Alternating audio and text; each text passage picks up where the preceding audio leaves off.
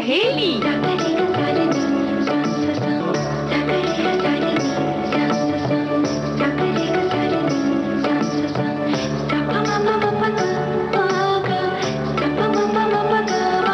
सखी सहेली।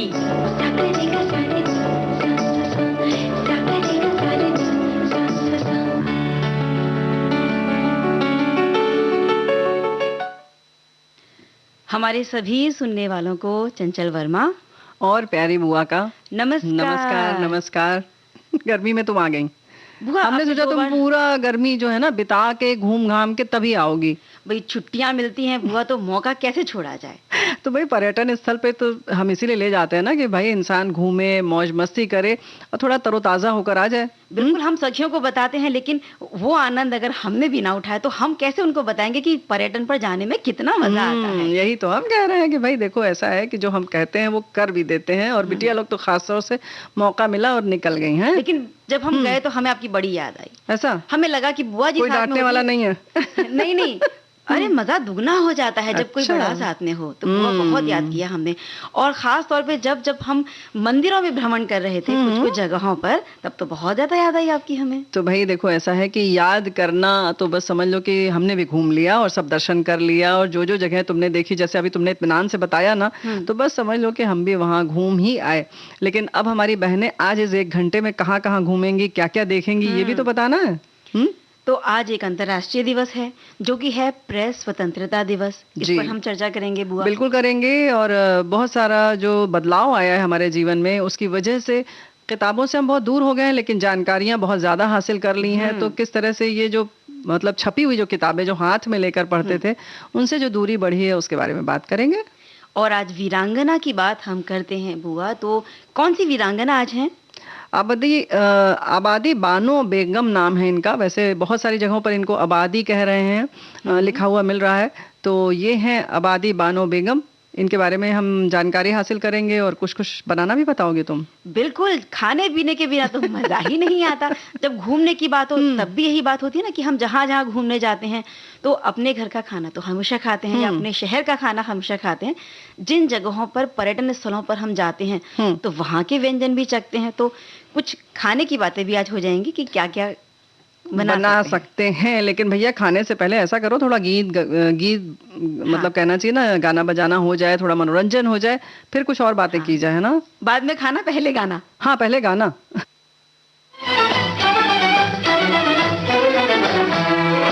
नी बलिए रुत है बाहर की, नी बलिए रुत है बाहर की, सुन तन में रुत है बाहर की, देखो आए हो लेके डोली प्यार की, कुछ मत पूछो कैसे बीती घड़ियां इंतजार की, नी बलिए रुत है बाहर की, तन में रुत है बाहर की।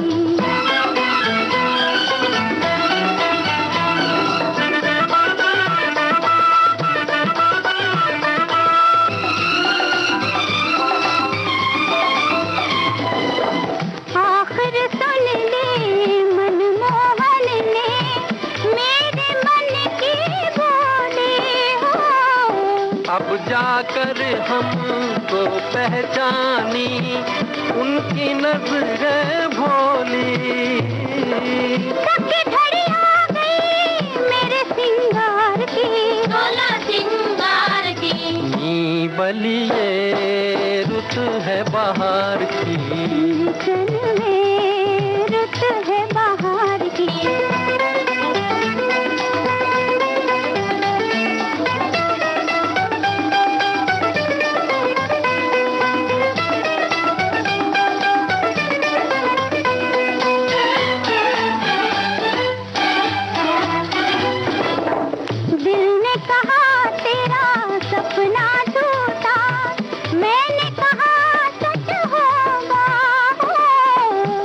पहले दिन जान गए थे कैसे क्या कब होगा, सुन लो ये सरगम दिल के सितार की, दिल के सितार की, नी बलिए रुत है बाहर की। चलवे रुत है बाहर की।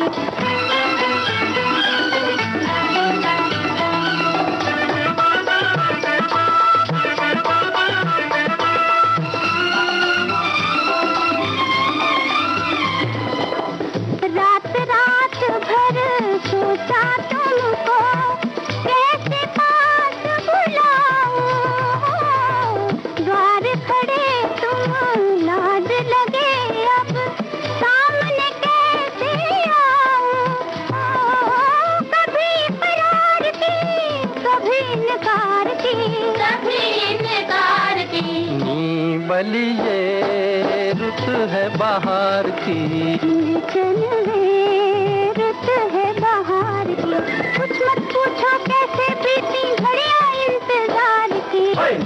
बलिए रुत है बाहर की। सुन चलवे रुत है बाहर की। बलिए रुत है बाहर की। सुन चलवे। कैसा लगा गीत बुआ?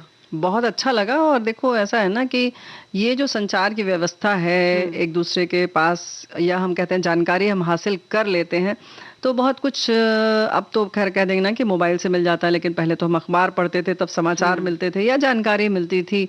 तो ये सारी चीजें तो पत्र पत्रिकाओं से, इन्हीं सब से मिलता था पहले तो, है ना। और टीवी भी हर एक घर में होते नहीं थे कि भाई हमेशा लगाया टीवी और समाचार सुन लिए। फिर तुम बहुत बात की बात कर रही हो, हम उसके भी पहले की बात कर रहे हैं, 84 के भी पहले की। हाँ, तो तब तो यही था, बस एक प्रेस हुआ करती थी। इसीलिए तो सुबह से अखबार लेकर बैठ जाते थे। और उस समय अखबार किस तरह से बेचे जाते थे ना, वो जो हाईलाइट, जो हेडलाइंस जो होती थी, अगर कोई बहुत खास खबर है तो उसको चिल्लाते हुए वो अखबार वाला बेचते थे और वो बिल्कुल, अगर उसमें कोई रोचकता है तो बहुत जल्दी वो जो अखबार है, समाचार पत्र है, वो बिक जाया करता, हाथों हाथ बिक जाता था। ये बात बिल्कुल सही है। तो अखबार से जुड़ी हुई बहुत सारी चीजें हैं। अब ऐसे कहा जाए तो बहुत सारी जगहों पर वो साइकिल से सुबह सुबह बिल्कुल मुंह अंधेरे, जब वो फेंकते थे चौथे माले पर और सीधे बालकनी में जाता था, उनका निशाना अचूक होता था, और वो साइकिल चलाते चलाते फेंक देते थे।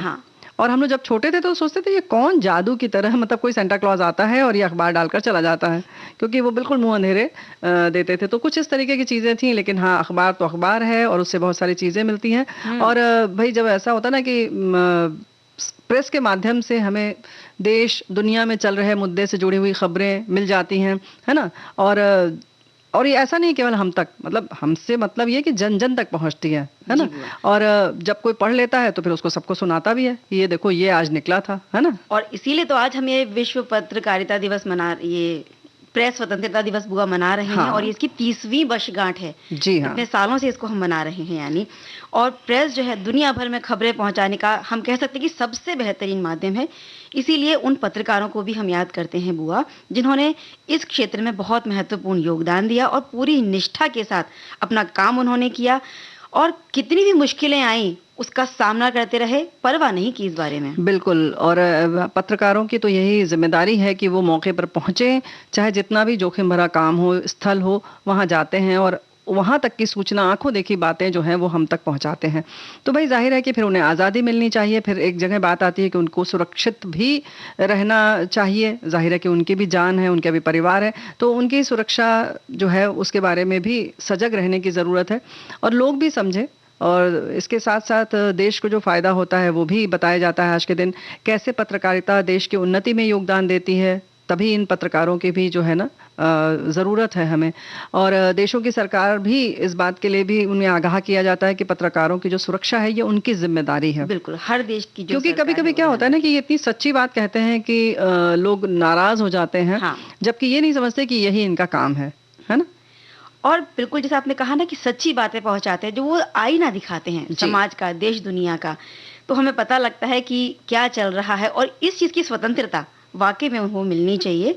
और भारत, हमारे देश की हम बात करें तो एक लोकतांत्रिक देश है, जहाँ पर स्वतंत्रता जो है वो मौलिक ज़रूरत भी है बुआ, जिससे हम दुनिया से जुड़े रहते हैं। ये जानकारी जितनी आज़ादी से या स्वतंत्र रूप से पेश की जाएगी सबके सामने, सच्चाई तक वो उसी तरह से पहुंच सकेगी।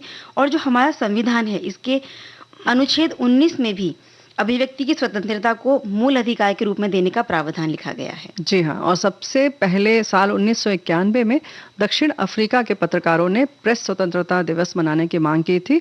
पत्रकारों ने 3 मई को आज़ादी के सिद्धांतों को लेकर बयान जारी किया, जिसे हम डिक्लेरेशन ऑफ विंडहोक के नाम से भी जानते हैं। इसके 2 साल बाद यानी कि 1993 को संयुक्त राष्ट्र की महासभा ने पहली बार 3 मई को विश्व प्रेस स्वतंत्रता दिवस मनाने का फैसला किया। और यूनेस्को द्वारा 1997 से ही हर साल 3 मई के दिन प्रेस स्वतंत्रता दिवस पर गिलेर्मो कानो वर्ल्ड प्रेस फ्रीडम अवार्ड ये भी दिया जाता है। और ये पुरस्कार उस व्यक्ति को या फिर उस संस्थान को दिया जाता है जिसने प्रेस की स्वतंत्रता के लिए कोई ना कोई उल्लेखनीय या महत्वपूर्ण काम किए।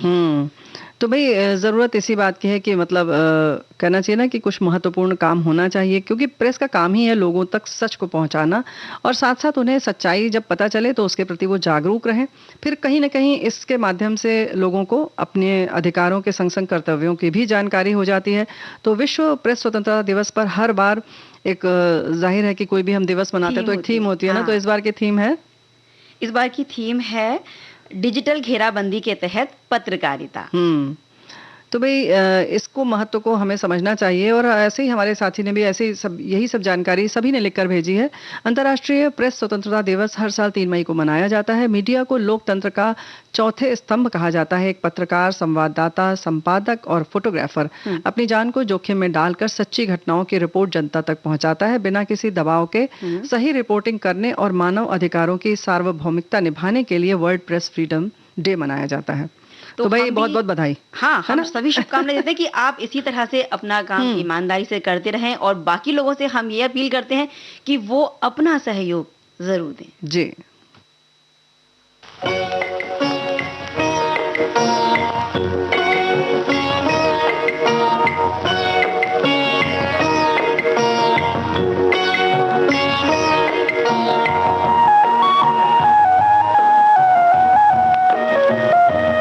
हवाओं पे लिख दो हवाओं के नाम,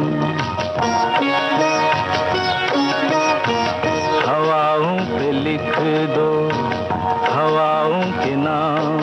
हम अनजान परदेसियों का सलाम, हवाओं पे लिख दो हवाओं के नाम।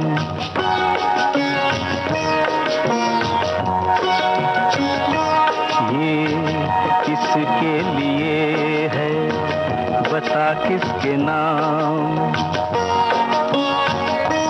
ये किसके लिए है बता किसके नाम।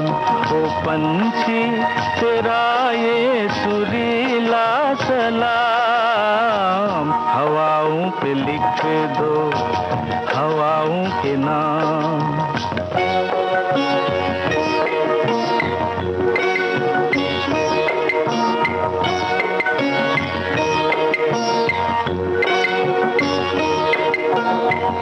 शाख पर जब धूप आई हाथ छूने के लिए,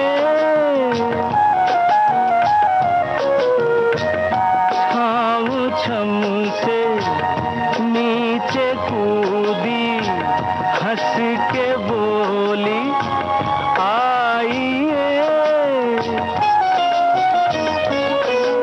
यहाँ सुबह से खेला करती है शाम, हवाओं पे लिख दो हवाओं के नाम।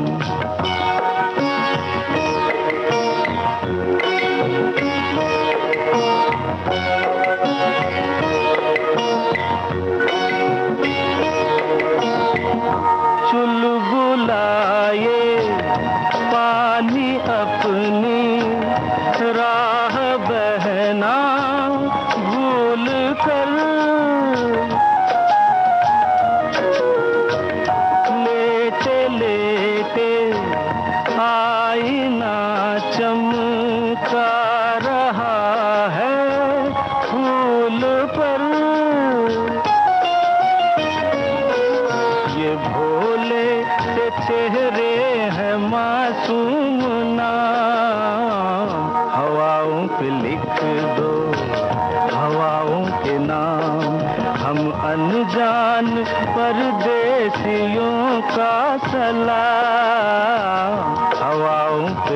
लिख दो हवाओं के नाम।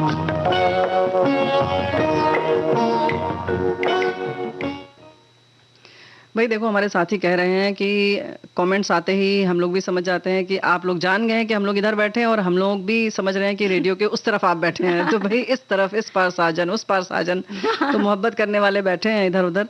तो भाई हमें भी पता रहता है। और बिल्कुल, ये जो बहती हुई हवाएं हैं ये पैगाम पहुंचा देती हैं। पैगाम पहुंचा देती हैं, आवाजें पहुंचा देती हैं, हवाओं के माध्यम से पहुंच जाती हैं। जानकारी देखो इसी तरह से आगे बढ़ती रहती है, जी बुआ। और इसी तरह से जब जानकारी बढ़ती है तो हम लोग भी कहीं ना कहीं कोशिश करते हैं कि बहुत पुरानी जानकारी या जो बहुत गुमनाम नाम है वो भी हम आप तक लेकर आएं। ऐसे ही एक नाम है आबादी बानो बेगम। और सार्वजनिक क्षेत्र में महिलाओं की बहुत अहम भूमिका रही है, और स्वतंत्रता का आंदोलन जब पूरे देश भर में था तो उस समय महिलाएं भी पीछे नहीं रही, बढ़ चढ़कर हिस्सा लेती रही। इन्हीं की हम बात कर रहे हैं। जी। और आबादी बानो बेगम जो थी, इन्हें हम बी अम्मा के नाम से भी जानते हैं। हाँ, इस नाम से भी जानी जाती हैं।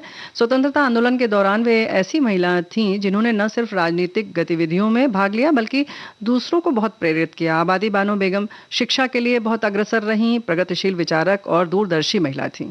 और वो ऐसी कुछ महिलाओं में शामिल थी जिन्होंने राजनीति में बढ़ चढ़कर हिस्सा लिया, और बहुत लोकप्रिय भी हुई वो लोगों के बीच में, क्योंकि उनकी जो ऊंची आवाज थी, जो बुलंद आवाज थी, वो लोगों तक पहुंचती थी। और खिलाफत आंदोलन जब हुआ तो उसकी भी वो अहम कड़ी बनी, क्योंकि वो निडर थी और साहसी थी। बहुत सारी और भी साहसी महिलाएं थी, लेकिन उन्हीं में से एक ये भी थी जिन्हें अपने देश को अंग्रेजों की गुलामी से आज़ाद देखने की प्रबल इच्छा थी। इसलिए वो भारत की आज़ादी की लड़ाई में क्रांतिकारी बनकर कूद पड़ी। वो जब तक जीवित रहीं भारत की आज़ादी के लिए लड़ती रहीं।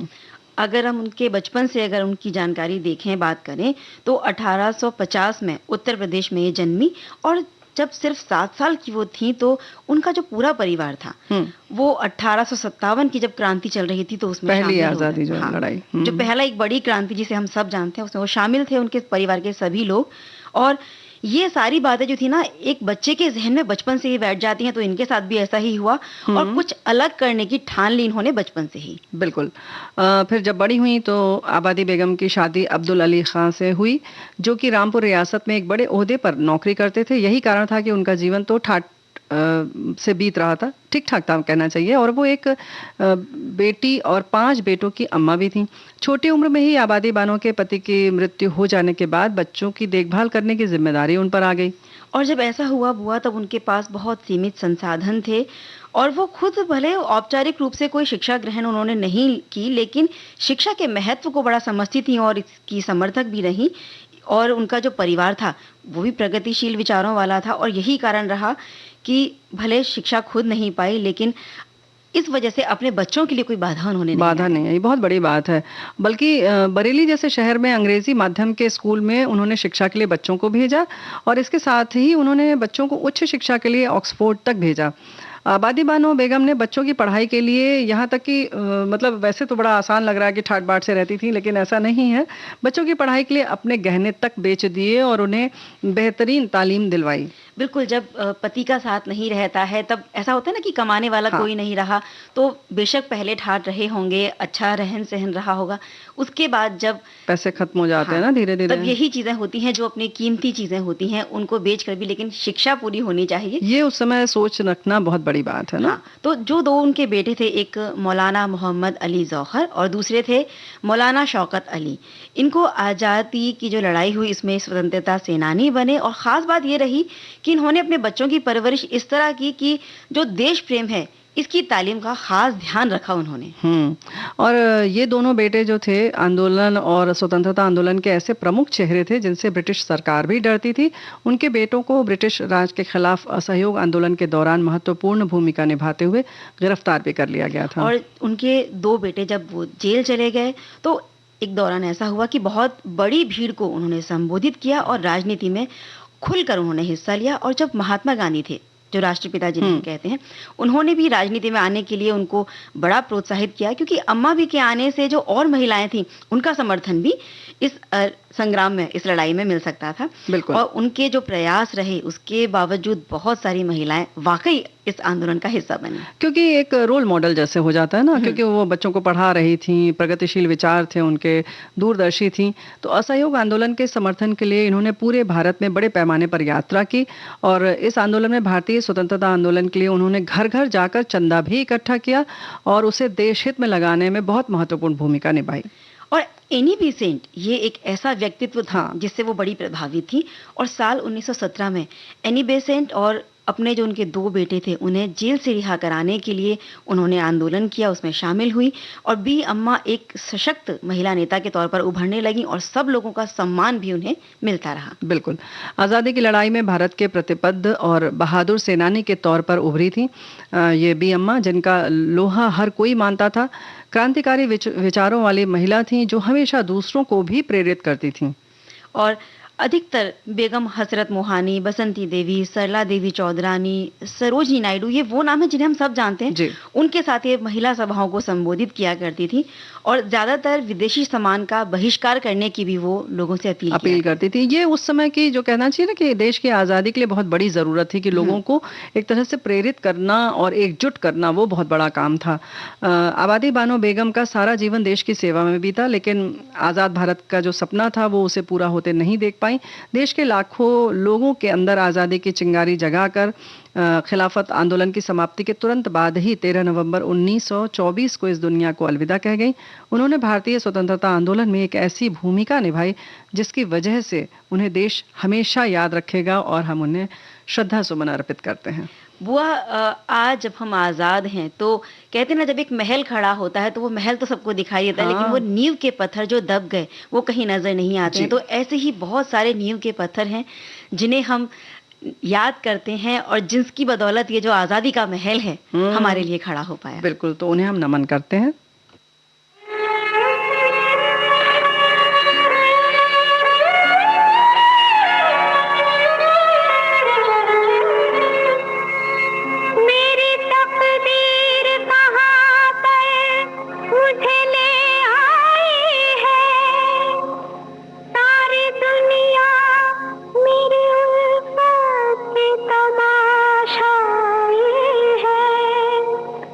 इसलिए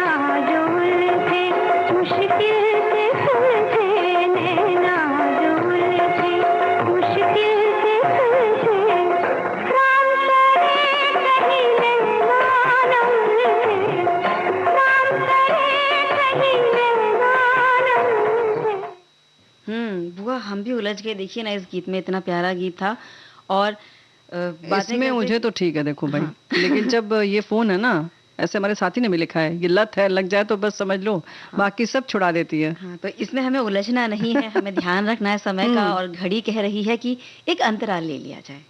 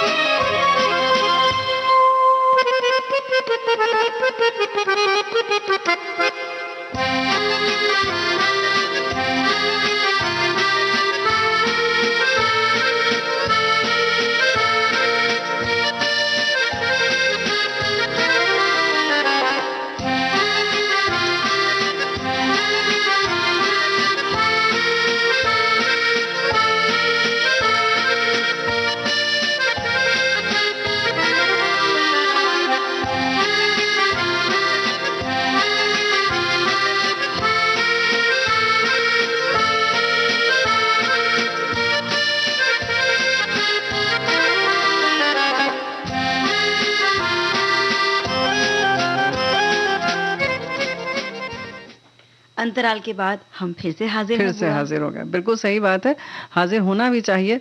लेकिन बहुत सारी ऐसी चीजें हैं जो हम अभी बात कर रहे थे ना, कि बहुत सारी चीजों में हम उलझ जाते हैं, तो बहुत सारी चीजों की जो हाजिरी है वो हम देख नहीं पाते, नजरअंदाज कर जाते हैं, और वही हाल किताबों का हो रहा है ना। बिल्कुल, और किताबें वाकई में एक अपनेपन का एहसास हमें करवाती हैं और जिस चीज को हमें छूकर महसूस करने को मिलता है ना, उससे एक अलग अपनापन या भावनाएं हमारी जुड़ी होती हैं। तो भाई क्या सचमुच किताबों से हमारी दूरियां बढ़ती जा रही हैं, इनकी दुनिया खत्म हो जाएगी? तो और क्या ऐसे बहुत सारे और भी सवाल हैं जिनके जो जवाब हैं वो हमें ढूंढने होंगे, और हमारे साथियों ने भी अपने विचार हमसे साझा किए हैं, है ना।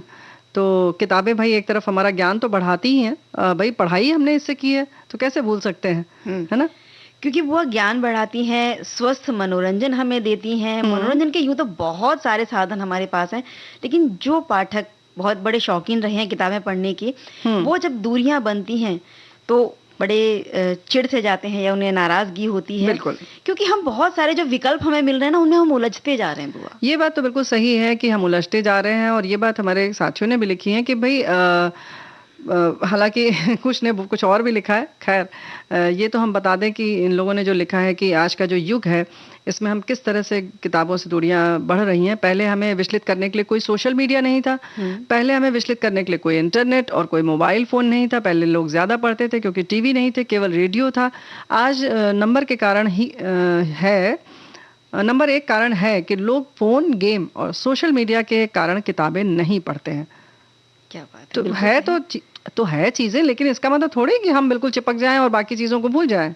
उसी में से जो हमें अच्छा है वो चुनकर लेना है। अब देखिए, एक और हमारे साथी ने लिखी है ये बात कि आज के युग की इस सच को जानने की चीज है कि हमारे देश की युवा पीढ़ी के अंदर किताबें पढ़ने की आदत जो है वो कम हो रही है। यानी हमारी युवा पीढ़ी किताबों से दूरी बना रही है। आखिर इसका कारण क्या है, ये जानने के लिए ये जानना बहुत जरूरी है कि युवा पीढ़ी फुर्सत के समय करती क्या है। अच्छा। भारत में करीब 47 करोड़ की आबादी 13 से 35 वर्ष की आयु के युवाओं की है, हाँ। जिसमें लगभग 34 करोड़ साक्षर हैं। तो जाहिर सी बात है कि हर युवा व्यक्ति के पास रोजगार भी उपलब्ध नहीं हो पाता है। इसके कारण जिनके पास रोजगार नहीं है वे युवा ज्यादातर अपना टाइम पास करने के लिए लगे रहते हैं।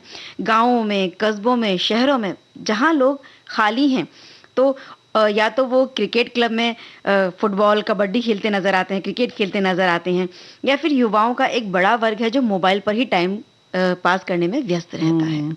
बातें बिल्कुल सही हैं आपकी, और ऐसे ही हमारे एक साथी ने ये भी लिखा है कि किताबों से बढ़ती दूरियां एन एक्सेलेंट टॉपिक। मेरे दो शौक हैं, रोज विविध भारती सुनना और किताबें पढ़ना। पुस्तकों के कारण ये लिख रहे हैं कि पीस ऑफ माइंड रहता है। सब लोग कुछ न कुछ पढ़ते रहें, कम से कम 15 मिनट। कुछ रुचि अनुसार पढ़ना अच्छी आदत है। मोबाइल से ज्यादा वक्त पढ़ने में लगाएं तो अच्छे विचार स्फुरित होंगे, जिससे अच्छा जीवन बिता सकते हैं। तो ये महत्वपूर्ण बात है, तो इसकी गांठ हमें बांध लेनी चाहिए ना। बिल्कुल बुआ, हम आज एक डिजिटल युग में जी रहे हैं जहाँ इंटरनेट यूं तो बहुत तरक्की कर चुका है और एक तरीके से हम कह सकते हैं कि किताबों का कुछ नुकसान हुआ ही है इंटरनेट की वजह से, लेकिन दूसरी तरफ यही इंटरनेट वो है जो किताबों को प्रमोट करने के लिए भी बहुत एक सशक्त मीडिया है, माध्यम है। इंटरनेट पर ऐसे बहुत सारे प्लेटफॉर्म हैं जहां पर निशुल्क या फिर बहुत कम शुल्क में किसी भी तरह की किताबें हमें मिल जाती हैं। बिल्कुल, और किसी भी समय मिल जाती हैं। हाँ, कहीं भी हैं आप तो आप पढ़ सकते हैं ना। लेकिन जो किताबों से प्यार करने वाले लोग हैं वो इसके बारे में क्या कहते हैं बुआ? वो कहते हैं कि किताबों को छूने का सुख और इनकी खुशबू, इसकी जगह कोई भी माध्यम कभी नहीं ले सकता। और आज इंटरनेट पे तो इतना सारा भटकाव है कि अगर हम उसे पढ़ें तो याद रखना भी बड़ा मुश्किल होता है। बड़ा मुश्किल है वाकई, क्योंकि आप जब किसी चीज़ की तलाश करते हैं और आपके साथ एक की जगह विकल्प की मतलब जो है 100 विकल्प हैं, तो आप ये भूल जाते हैं कि अच्छा आपने क्या विषय सोचा था, कौन सी पुस्तक आपको पढ़नी थी, फिर आपको कुछ और अच्छा लगने लगता है, आप वहाँ पहुँचते हैं, फिर उसके बाद कुछ और कुछ और कुछ और, फिर जो मौलिक रूप से आपने जो सोचा था वो आपका कहीं ना कहीं छूट जाता है। बिल्कुल, ये बात मुझे भी याद आ रही है, जब हम इंटरनेट पे कुछ चीज खोजते हैं ना तो उससे संबंधित कई विकल्प हमें मिलते हैं। जहाँ मान लो अभी हमें किसी व्यक्तित्व को ही पढ़ना है, बिल्कुल, तो एक व्यक्तित्व पढ़ने चले तो उससे जुड़े या उनके समकक्ष जो भी लोग होते हैं उनकी सारी जानकारी हमें मिलती है, और कहीं ना कहीं ये विषय छोड़ के हम वहाँ चले जाते हैं। और वैसे देखा जाए तो रोचक होता है और कहीं ना कहीं हमें अधिक जानकारी मिलती है। और वाकई साथियों, यहाँ पर हम ये भी कहना चाहेंगे कि भाई आपको बताने के कारण जो चीज़ें हम तलाश करते हैं उसकी वजह से हमारा भी जो है ना जानकारी का खजाना बढ़ता है, समृद्ध होता है। लेकिन फिर वही जैसे तुमने कहा ना कि अब हम गए आम पढ़ने और पता लग रहा कि इमली लिया और चले आए, यही होता है ना। बिल्कुल ऐसा ही होता है। भूल जाते हैं कि अच्छा आम लेने आए थे। भाई ठीक है, लेकिन जब किताब हमारे हाथ में होगी तो जिस व्यक्तित्व को या जिस विषय को हम पढ़ने बैठे जो कहानी है, भटकेंगे, हाँ, जो उपन्यास है, कहानी है, जो भी चीज है हमने जो पढ़ना है वही पढ़ेंगे। तो भाई जैसे तुमने कहा कि इंटरनेट के माध्यम से हमें चीजें भी बहुत मिलती हैं, निस्संदेह इस युग की जो बहुत बड़ी खोज है और हम सबके लिए एक बड़ी जरूरत भी बन गया है, लेकिन इस पर जरूरत से ज्यादा निर्भरता भी ठीक नहीं है।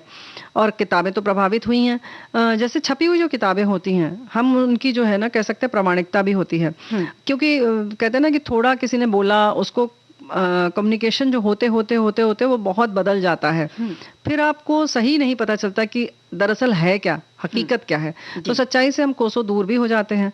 अब नाम ढूंढना हो किसी का तो सच्चा नाम, सही नाम क्या है वो नहीं पता चल पाता है, क्योंकि सुना। हाँ, अभी हम आबादी बानो बेगम की बात करें तो कहीं आबादी लिखा है, कहीं आबादी लिखा है, तो ये थोड़ा सा एक कंफ्यूजन पैदा कर देता है। तो कहीं ना कहीं लगता है कि जानकारी मिलती भी है। पहले जब हमें कोई भी जानकारी चाहिए होती थी तो हम किताबों की शरण में जाते थे। अब किसी भी जानकारी के लिए भाई जाहिर है कि इंटरनेट के पास जाते हैं। तो सोशल मीडिया के जंजाल में नई पीढ़ी उलझती जा रही है। बच्चे साहित्य, संगीत, चित्रकला की विरासत से भी लगातार दूर हो रहे हैं ना। तो आपने साहित्य की बात की और कलाओं की बात की, तो क्यों ना पहले हाँ, हम समझ रहे थे अब तो हमें लालच आएगी।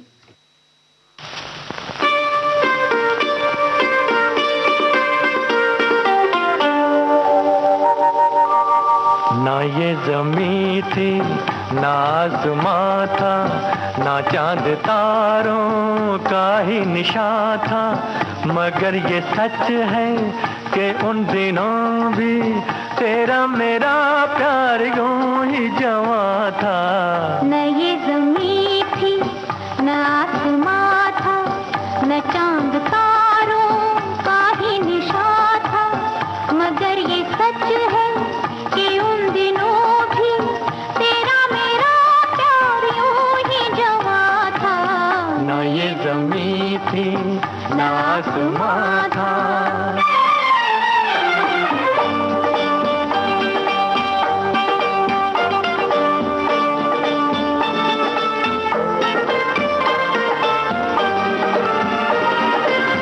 चले कहाँ से कहाँ पे आए, खुमार बन के जहाँ पे छाए।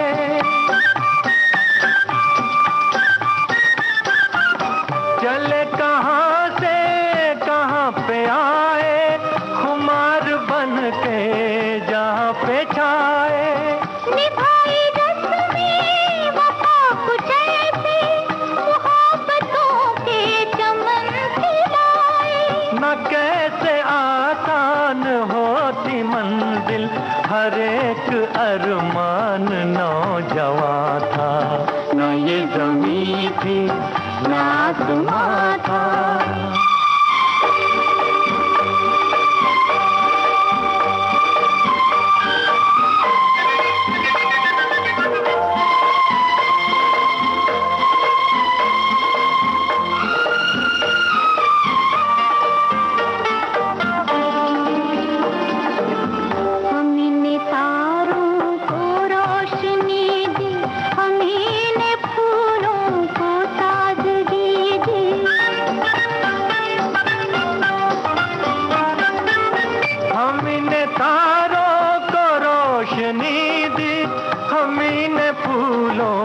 ताजगी दी। जिधर से गुजरे जहाँ भी ठहरे, हर एक दर्जे को जिंदगी दी। कुछ इसमें दिल की तड़प थी शामिल, खुदा भी कुछ हमसे मेहरबान था। न ये ज़मीं थी न आसमां था, न चांद तारों का ही निशान था, मगर ये सच है कि उन दिनों भी तेरा मेरा प्यार यूं ही जवा था। ना ये जमीन थी ना आसमां था। किताबों का भी हाल कुछ ऐसा ही है बुआ कि ना जमी थी ना आसमां, लेकिन किताबों का दौर तो तब से चला आ रहा है भाई। भाई चला आता ही रहेगा, सबकी यादें इससे जुड़ी हुई हैं। किताबों से बढ़ती दूरियां कम करने के लिए हमारे एक साथी ने बहुत अच्छा, मतलब वैसे तो ये सामान्य है लेकिन फिर भी बहुत अच्छा एक बार याद दिला दिया है। हमारे जो भी स्वजन हैं उनको खास दिनों पर कुछ और तोहफे देने के बजाय अच्छी किताबें अगर दी जाएं तोहफे के रूप में, तो शायद थोड़ा बहुत सुधार हो सकता है। क्या बात है है, ना? बहुत अच्छा सुझाव है बुआ। हम्म। और जैसे हम बात कर रहे हैं कि एक हम तुलना करें डिजिटल मीडिया की और इनकी, हाँ। तो 2020 की अगर हम बात करते हैं ना, जब कोविड की महामारी आई थी और विश्व स्तर पर लॉकडाउन हो गया था, तो घरों में सब सिमट कर रह गए, तो डिजिटल जो किताबें थी वो हमारे सामने आई। बिल्कुल। और बच्चे जब स्कूल कॉलेज नहीं जा पा रहे थे, तो यही एक डिजिटल माध्यम था जब वो डिजिटल बुक से पढ़ते थे और उनकी पढ़ाई को जारी रखा गया। मतलब और पाठ्यक्रम भी पढ़ा, अपना विषय भी पढ़ा, और जिसको वैसे साहित्य पढ़ना था या जो भी अपनी रुचि की चीजें पढ़नी थी वो भी पढ़ी गई। तो भाई किताबें पढ़ना चाहिए, सिर्फ किताबों से मतलब ये नहीं केवल किताबें पढ़ें, ई बुक भी आप पढ़ सकते हैं, फिर भी लेकिन जो भी रुचि की चीज है उसे पढ़ना चाहिए, और पुस्तकों को भी जो हाथ में लेके पढ़ी जाती हैं उनको भी आप पढ़ें जरूर। और सोशल मीडिया के ऐसे बहुत सारे आभासी माध्यम हैं जिन्होंने किताबों की संस्कृति को बुरी तरह से प्रभावित भी कर दिया है बुआ। ये बात तो बिल्कुल और सही है। आज हमारी आबादी का बहुत बड़ा एक हिस्सा है जो अपना कीमती समय इन माध्यमों पर खर्च भी कर देता है। लेकिन आज के इस दौर में इंटरनेट पर बहुत सारे समूह ऐसे भी हैं जो बहुत निष्ठा के साथ और गंभीरता के साथ किताबों की दुनिया को सहेजने, संवारने और इसे बढ़ाने में अपना योगदान भी इसी माध्यम से दे रहे इसी हैं। माध्यम से दे रहे हैं। तो भाई देखो, हर चीज का दोनों पहलू होता है, अब निर्भर करता है कि हम किस तरह से किस चीज का इस्तेमाल करते हैं। वैसे बहुत सारी यादें इससे जुड़ी हैं, जैसे हमने कहा था, तो हमारे एक साथी ने ये भी लिखा है, मुझे याद है मेरी नानी, उन्हें हिंदी ज्यादा नहीं आती थी लेकिन मराठी साहित्य पढ़ने में बहुत रुचि थी। एक बार जब वे शिवाजी सावंत की किताब मृत्युंजय पढ़ रही थी, जो उस समय मराठी भाषा में ही उपलब्ध थी, वे हमें उसका हिंदी में मतलब बताया करती थी। हम लोग बड़ी उत्सुकता से आगे की कहानी सुनने का इंतजार करते थे। पढ़ने की उत्सुकता थी कि बाद में जब इसका हिंदी संस्करण प्रकाशित हुआ, तुरंत उसको खरीदा और फिर पढ़ा। तो भाई देखो, 2 बार पढ़ा तो कितने अच्छे से आपको याद भी हो गया होगा, और एक जो उत्सुकता की बात कही ना, उसका मजा ही अलग होता है ना? और वही जो हम कहते हैं ना कि जब हम किसी चीज को स्पर्श करके महसूस करते हैं तो उससे एक लगाव, अपनापन अपने आप बढ़ जाता है। बिल्कुल। वो एक कविता मुझे बहुत अच्छी मिली है वाह। जो किताब पर है, और इसका शीर्षक भी है किताब पर कविता। वाह। तो सबसे पहले इसके लेखक का नाम हम बताते हैं। संदीप कुमार सिंह की ये कविता है। लेखक ने लिखा है, कुछ होती हैं हल्की, कुछ होती हैं भारी, लेकिन इनमें होती है दुनिया की हर जानकारी। अक्सर कुछ नया करने का इनसे ही बनता ख्वाब है। जिंदगी में सबसे अच्छा दोस्त और कोई नहीं, किताब है। क्या बात है। ज्ञान की ये खान है, होती बहुत महान है। जीवन ये इंसान के बदले, तभी तो इसकी शान है। क्या बीता, क्या होता है, सबका इसमें हिसाब है। जिंदगी में सबसे अच्छा दोस्त कोई और नहीं, किताब है। क्या बात है। कबीर के दोहे हैं इसमें, संतों की इसमें वाणी है। पढ़कर लाभ ही होता है, होती न कोई भी हानि है।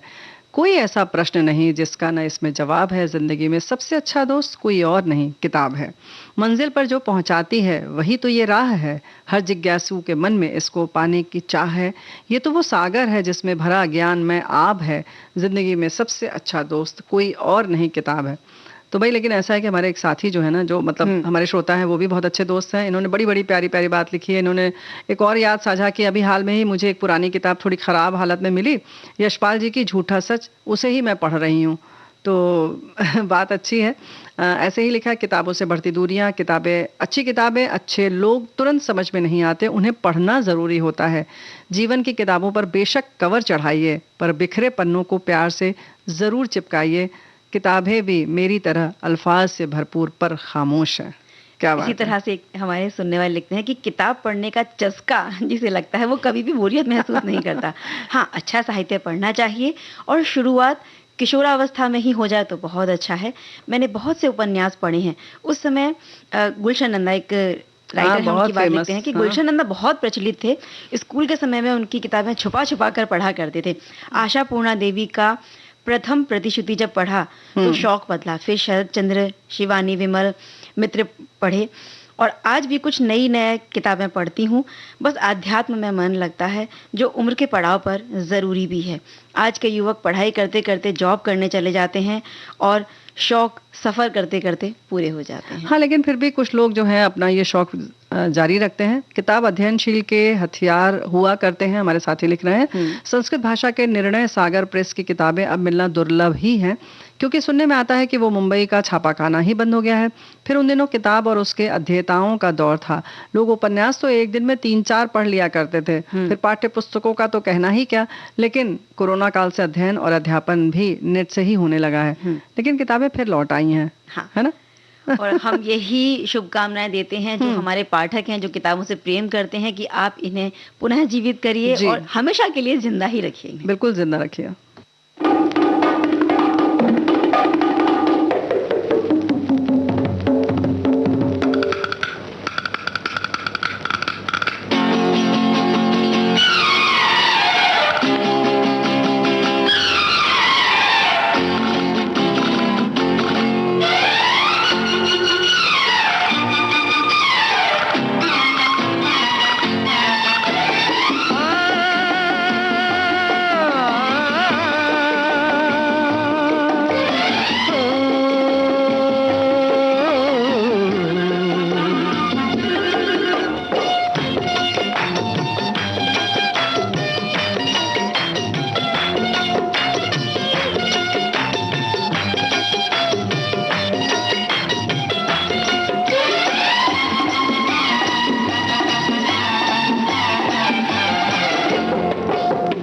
हमदम मेरे मान भी जाओ, कहना मेरे प्यार का, अरे हल्का हल्का सुर्ख लबों पे रंग तो है इकरार का, अरे हमदम मेरे मान भी जाओ, कहना मेरे प्यार का, अरे हल्का हल्का सुर्ख लबों पे रंग तो है इकरार का, अरे हमदम मेरे।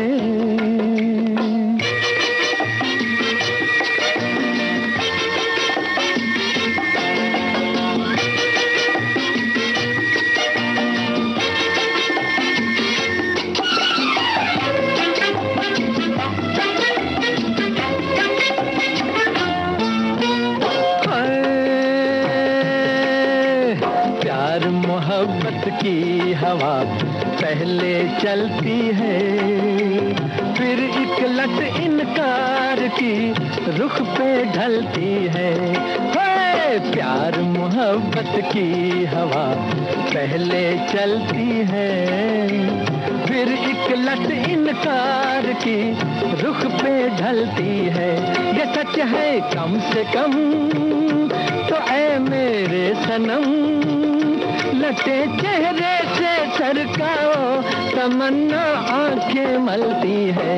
हाय हमदम मेरे मान भी जाओ, कहना मेरे प्यार का, अरे हल्का हल्का सुर्ख लबों पे रंग तो है इकरार का, अरे हमदम मेरे।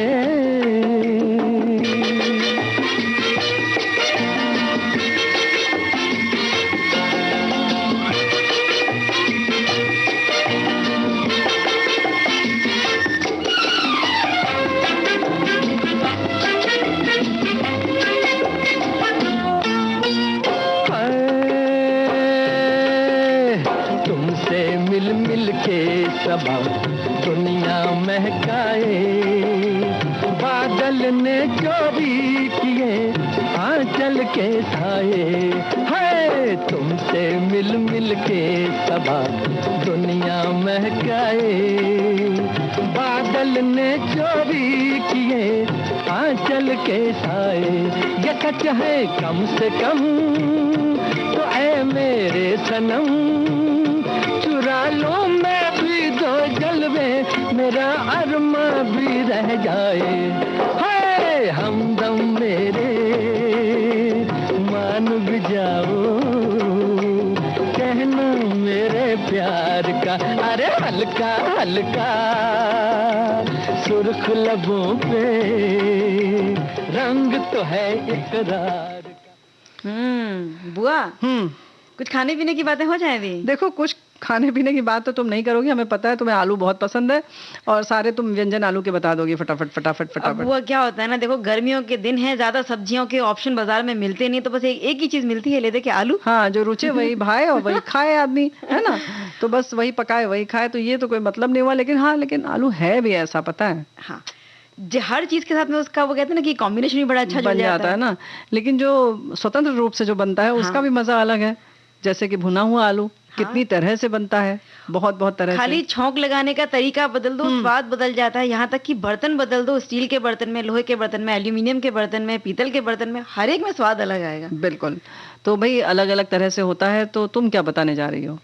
अब मैं बताती हूँ आलू की कतली सब्जी। अच्छा। इसे बनाने के लिए 2 से 3 मीडियम साइज के आलू ले लीजिए, एक कटा हुआ बारीक प्याज ले लीजिए, अदरक और हरी मिर्च का पेस्ट लेना है, आधी से 1 चम्मच तक। इस जरूरत के हिसाब से ये चीजें हमारी सखियां स्वाद के हिसाब से। हाँ, थोड़ा नहीं, भाई लोग भी बनाते हैं भाई, ऐसा क्यों सखिया मत कहो, भाई लोग नाराज हो जाएंगे। अब तो ये लोग डिश भी लिख कर भेजते हैं, व्यंजन भी। सही बात है। तो जिसे भी बनाना है वो थोड़ा बहुत अपने हिसाब से फेरबदल कर सकता है। 1 छोटी चम्मच जीरा, 1 चुटकी हींग, लाल मिर्च पाउडर अपने स्वाद अनुसार या फिर आधे छोटी चम्मच, और धनिया पाउडर आधी छोटी चम्मच, हल्दी पाउडर 1/4 चम्मच, भुना हुआ जीरा पाउडर आधी छोटी चम्मच, गरम मसाला 1/4 चम्मच, नींबू का रस आधा नींबू का रस, धनिया की पत्ती आवश्यकता अनुसार।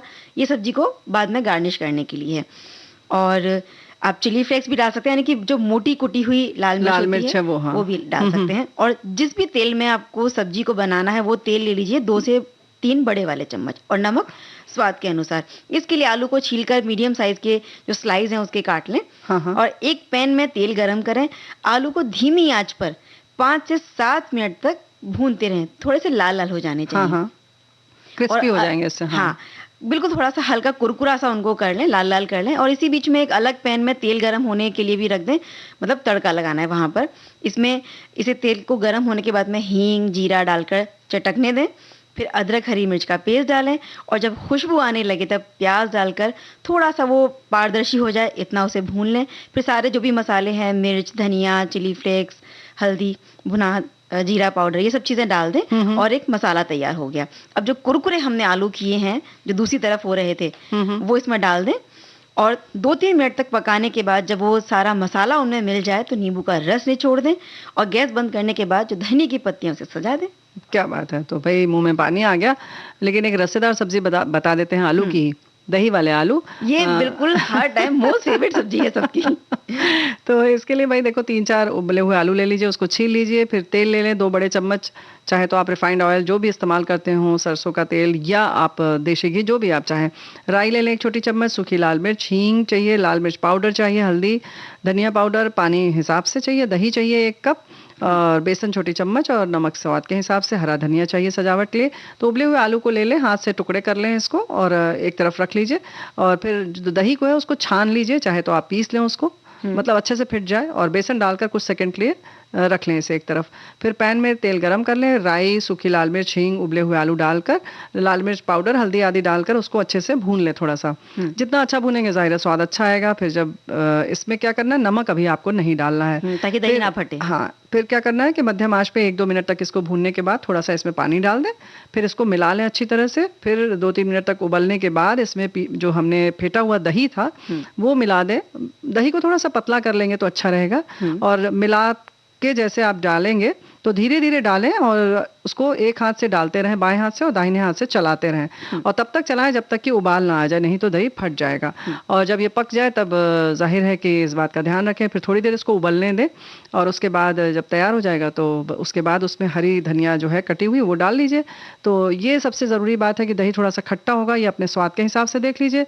और दही में बेसन मिला भी सकते हैं और बिना बेसन के भी आप बना सकते हैं। और नमक तभी डालें जब उबल जाए अच्छी तरीके से, और गाढ़ा पतला आपको अपने हिसाब से करना है। बिल्कुल स्वादिष्ट तो बहुत है, लेकिन अगर दही फट गया तो सब्जी का जो स्वाद है वो चला जाएगा, इसलिए बनाते वक्त थोड़ी सी सावधानी बरतिए। और अब एक गाना। हम्म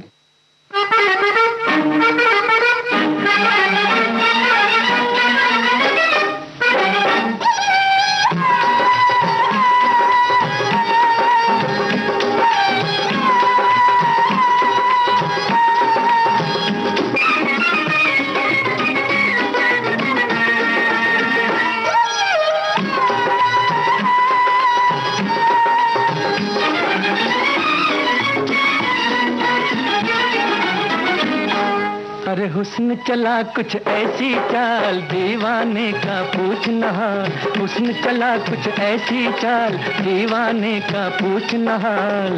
प्यार की कसम कमाल हो गया है, प्यार की कसम कमाल हो गया। आज दिल को अब तक है इनकार, आंखें कर बैठी करार। प्यार की कसम कमाल हो गया है, प्यार की कसम कमाल हो गया।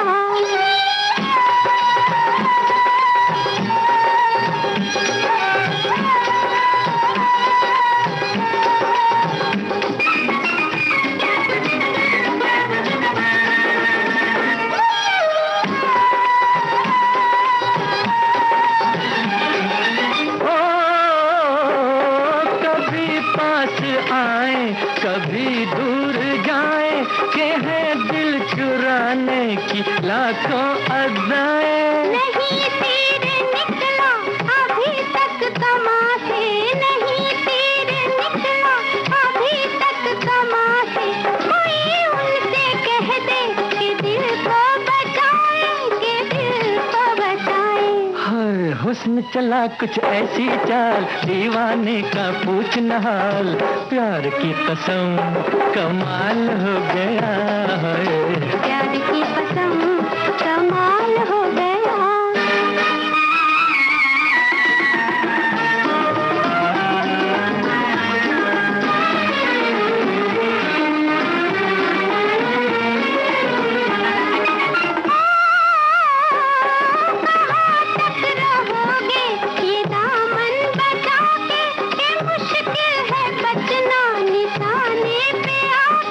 हमारा है क्या हम तो मिट के रहेंगे, हमारा है क्या हम तो मिट के रहेंगे। जहाँ तुमने देखा जरा मुस्कुरा के, जरा मुस्कुरा के।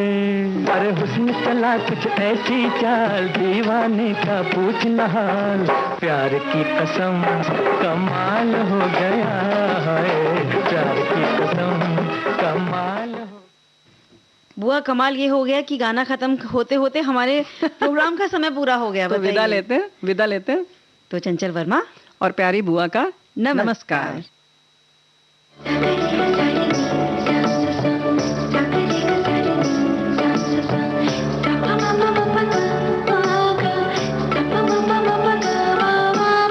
सखी सहेली।